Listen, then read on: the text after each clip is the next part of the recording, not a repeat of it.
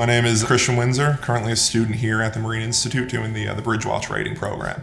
So obviously the bridge section refers to the bridge of a ship, sort of the brain of a ship where, you're going to find your mates and you're going to find your wheelsmen, sort of the nerve center of the ship. The watch kind of referring to sort of that other element where, you have people who are steering, but you also have lookouts who are, ensuring kind of the safe navigation of the ship, looking out for different hazards. It's kind of where everything comes together. You've got all these little components of the ship and then it all comes into the bridge. So for Bridge Watch right now, it's a great opportunity to get into the industry. There's a lot of really good jobs out there. And I mean, it's a relatively short program and it equips you with, all of the knowledge you need. So like, I don't come from a seafaring background. It's a lot of it is fairly new to me.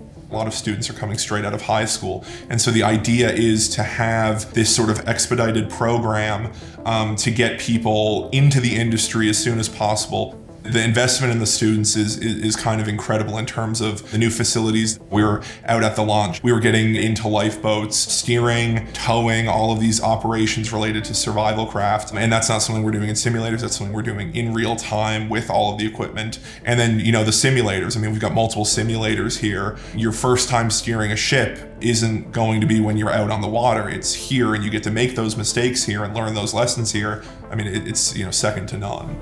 Whatever level you're at, if you're someone who, grew up fishing, like many people in the program, or you're someone like me who's never worked on the water, it's designed to sort of bring all those people together, give them the skills to be merchant seamen and send them out into the world and start their careers.